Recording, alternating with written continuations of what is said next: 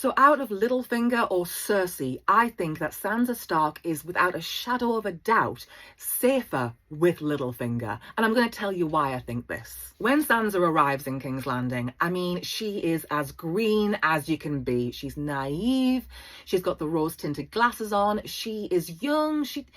She doesn't know what the real world is like, and she just walks in like a lamb to the slaughter, really. So in her interactions with Cersei, Sansa is incredibly vulnerable, and she is essentially, for all intents and purposes, she is a hostage in King's Landing. She has no family. She doesn't have any of her friends. Everybody is like watching her like a hawk. Sansa feels like she's constantly being watched. She doesn't have anyone she can really trust. And then you've got Cersei, who Sansa spends a great deal of time with.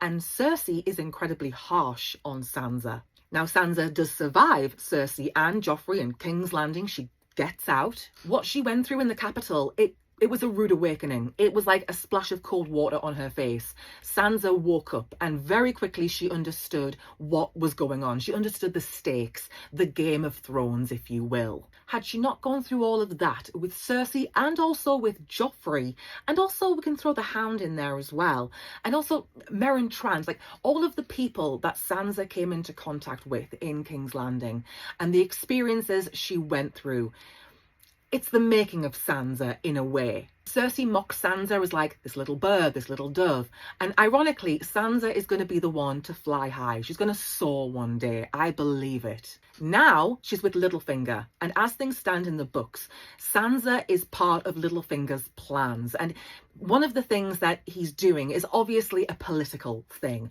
But there's another issue at play, something underlying. And that is, the elephant in the room, Lady Catelyn Stark, Sansa's mother and the woman that Littlefinger thinks he's always been in love with since he was a boy. Now that Sansa is growing up, she's starting to resemble Catelyn Tully more and more and more. And so I think Littlefinger is conflating his feelings for Sansa. Yes, he's using her. He's absolutely using her as a pawn.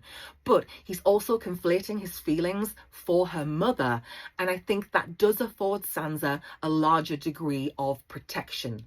If she'd just been the daughter of some other woman and not Catelyn Tully, then she'd be at risk. Then Littlefinger would throw her under the bus. He'd throw anybody under the bus. She would not be safe. But because she's Cat's daughter, that affords her some kind of protection from Littlefinger specifically. When he looks at her, I mean, we don't have a POV from Littlefinger. So I'm imagining from what he says and the way he acts, he's looking at Sansa as a mini cat. And that's why he keeps her around. Maybe he hasn't admitted it to himself. Maybe he can't admit it because it's just downright creepy. But I think that is part of what protects Sansa. And in the Vale, she's not only going incognito under a false name, but Sansa is also putting on a facade with Littlefinger. She's going under the radar. He doesn't realise that she's catching on. And that's what I mean when I say she learned all of this from Cersei. What not to do. Had she not experienced that, she would be totally out of her depth in the Vale with Littlefinger. She's letting Littlefinger think that she is this frightened little bird, that he can manipulate her. But that's not actually the case. We know Sansa is smarter than that, and she's starting to put things together, and she's starting to understand more and more.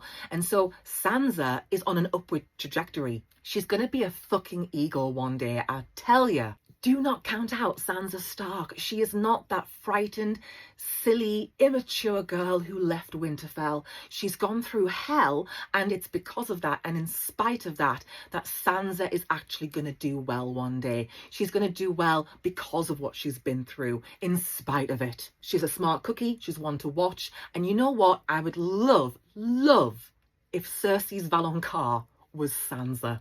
But that's a story for another day.